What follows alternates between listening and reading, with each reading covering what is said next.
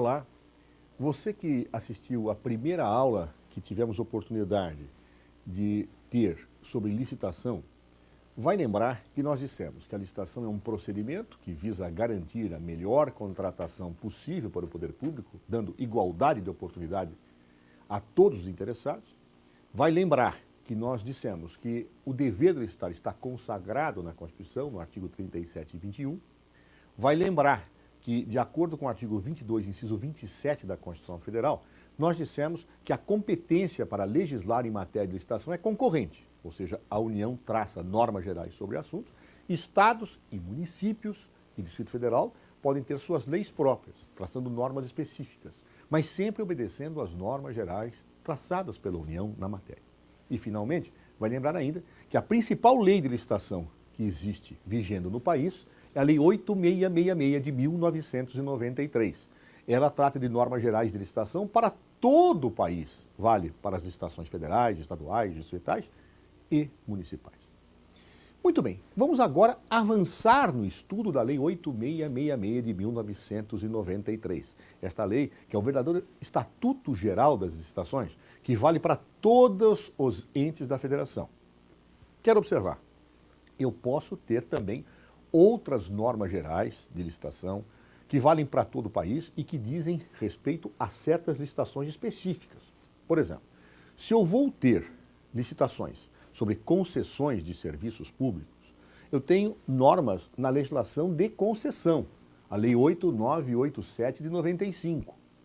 E, portanto, eu tenho que olhar a Lei 8666 de 93, mas tenho que olhar a 8987 de 95, que também tem normas gerais que valem para todo o país, quando falarmos de licitação sobre concessões de serviços públicos. E assim eu tenho várias leis gerais específicas, várias leis gerais para questões licitatórias específicas e que valem para todo o país. Mas a lei central é a Lei 8666 de 1993. E uma das questões importantes que esta lei traça são os princípios da licitação. Princípios que toda licitação deve obedecer. Princípios que não podem ser ignorados por nenhuma licitação, porque se eventualmente uma licitação ignorar quaisquer desses princípios, ela é inválida, ela terá que ser anulada. E o próprio contrato que eventualmente for celebrado com base na licitação, também será nulo de pleno direito. Quais são os princípios da licitação que a Lei 8666 de 1993 afirma? Veja, você que tem a lei em mãos, dê uma conferida no que diz o artigo 3º desta lei. Veja, o artigo 3º fala algo, primeiro, que já vimos anteriormente, no primeiro encontro nosso sobre licitação. Ele diz, a licitação destina-se a garantir a observância do princípio constitucional da isonomia, isto é, dar igualdade a todos os participantes. Visa também garantir a seleção da proposta mais vantajosa para a administração e a promoção do desenvolvimento nacional sustentável. E após fazer esta afirmação, fixa os princípios. E os princípios que aponta são princípio da legalidade, impessoalidade, moralidade, igualdade, publicidade, probidade administrativa, vinculação ao instrumento convocatório, julgamento objetivo e dos que lhes são correlatos. Veja, portanto, o artigo 3º nos dá um rol de princípios e deixa claro que este rol não é taxativo. Ele diz, tais princípios e dos que lhes são correlatos.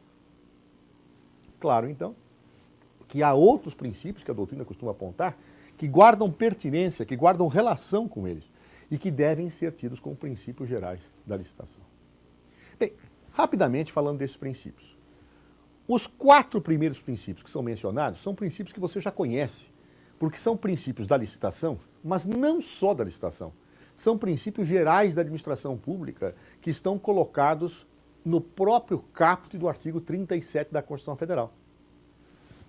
Diz o artigo 3º da Lei 8666, princípios da licitação, legalidade, impessoalidade, moralidade, publicidade. Bem, esses 4 princípios já estão no artigo 37 e 21 da Constituição Federal. São princípios que valem para as licitações? Claro, a lei diz isto, mas valem para quaisquer atividades administrativas, porque são princípios gerais de toda a administração. Exatamente por isso, eu não vou me ater a eles nesse momento. Você já os estudou ou os estudará quando falar da administração pública como um todo. Eu não preciso, então, comentar. Apenas faço uma ressalva. Hoje, a redação do artigo 37, na sua abertura, fala em 5 princípios: legalidade, impessoalidade, moralidade, publicidade e eficiência. O artigo 3º da Lei 8666 de 93 não fala do princípio da eficiência. Pergunto, será então que o princípio da eficiência não se aplica às licitações? Errado. Na medida em que está colocado para toda a administração pública, é óbvio que o princípio da eficiência também tem que ser aplicado às licitações. Mas aí me perguntará você, por quê? Por que o artigo 3º da Lei 8666 de 93 não mencionou o princípio da eficiência? Resposta simples, é que a lei é anterior, a Lei 8666 de 93 é anterior à emenda constitucional que introduziu o princípio da eficiência no caput do artigo 37. O legislador, então, a partir do texto constitucional vigente, apenas se limitou a reproduzir os princípios que estavam colocados no artigo 37. Por isso não fez menção ao princípio da eficiência.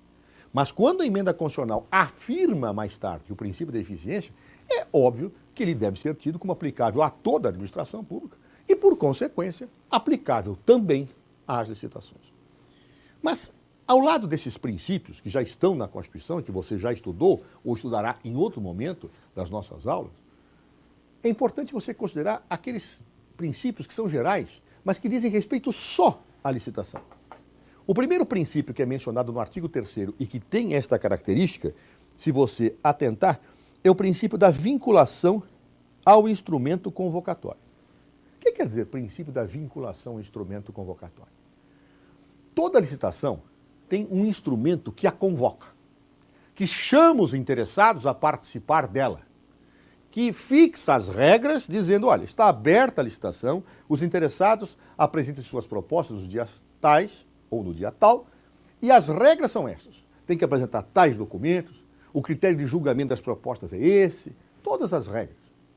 Toda licitação tem sempre um instrumento convocatório. O instrumento convocatório mais comum é o edital. Por isso que a maior parte das modalidades de licitação abre a sua fase de chamada ao público com um edital, chamando os interessados para apresentarem propostas, fixando a data e as regras onde essas propostas serão apresentadas. Você me perguntará, toda licitação tem um edital? Não. Mais tarde você verá que há uma modalidade de licitação chamada convite, que não precisa ter um edital chamando os interessados. O chamamento se dá através de uma carta convite, que é endereçada aos interessados que a administração avalia a priori que devem ser chamados. Por isso que não se pode confundir edital com instrumento convocatório.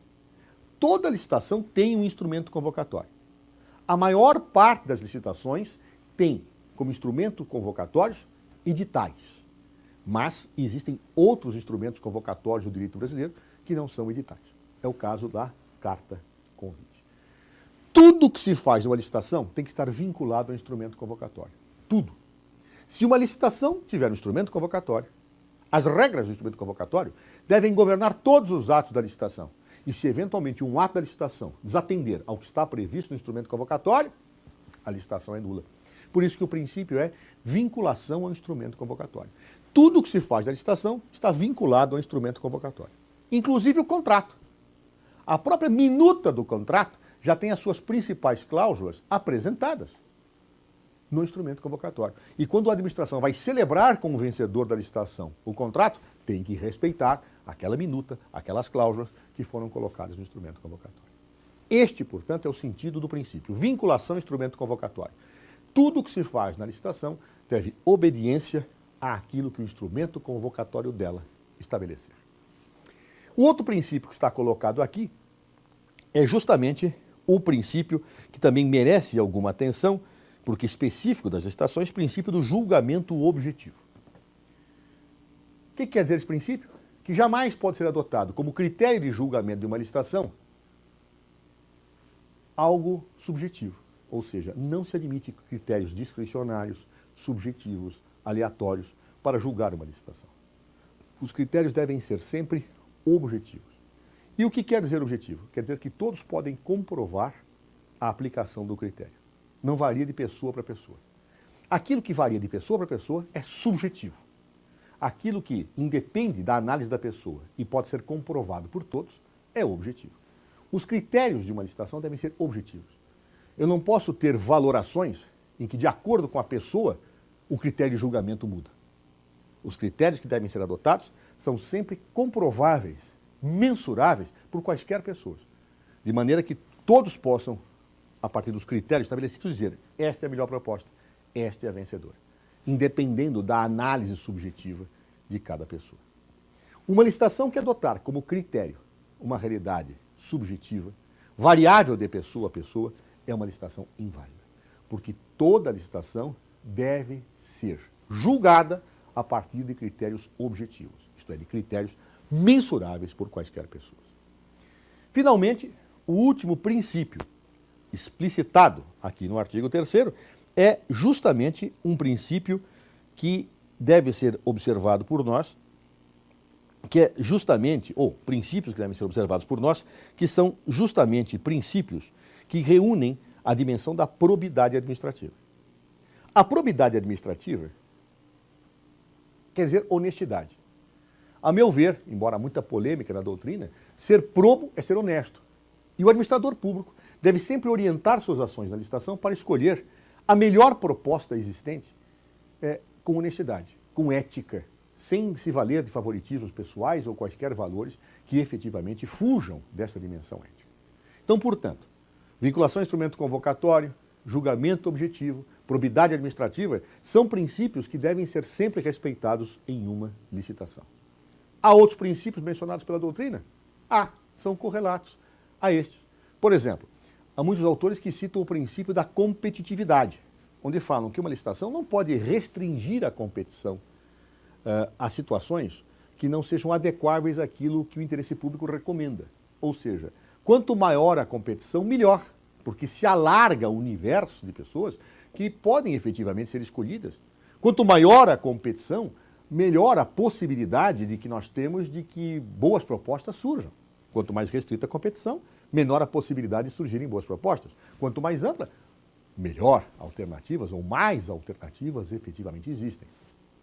Outro princípio muito frequentemente mencionado, a partir dos clássicos escritos de Eli Lopes Meirelles, grande administrativista brasileiro já falecido, o princípio do procedimento formal, que fala que a licitação tem, nos seus atos que integram o procedimento, formas que têm que ser respeitadas. Se as formalidades de uma licitação não forem respeitadas, o procedimento é inválido. Então vejam, vários autores, se aproveitando deste artigo 3º, apontam outros princípios, como o princípio da competitividade, como o princípio do procedimento formal, princípios que são desdobramentos destes 4 que já estão colocados na Constituição: legalidade, impessoalidade, moralidade e publicidade, e destes outros que estão também especificamente apontados pela lei, ou seja, probidade administrativa, vinculação ao instrumento convocatório, julgamento objetivo. Então nós temos um grande leque de princípios, mas que todos se voltam efetivamente para aquilo que eu disse na nossa primeira aula: garantir a escolha da melhor proposta possível para o interesse público e dar isonomia, igualdade de condições para todos aqueles que querem contratar com o poder público. Licitações que ofendem esses princípios, repito, para concluir, são inválidas. Se porventura uma licitação ferir quaisquer desses princípios, ela pode ser anulada pela própria administração, através do poder de autotutela, isto é, a administração anula sua licitação, ou através de decisões judiciais, porque qualquer interessado pode ir à justiça pleitear a anulação da licitação. Mais que isso, qualquer cidadão, através da ação popular, também pode pedir a anulação judicial da licitação. E claro, anulada a licitação, se já houver a celebração de um contrato com base nela, nulo será também um contrato. Nunca um contrato sobreviverá se a licitação que lhe antecedeu também for viciada. Viciado é o contrato cuja licitação que o gerou também é viciada.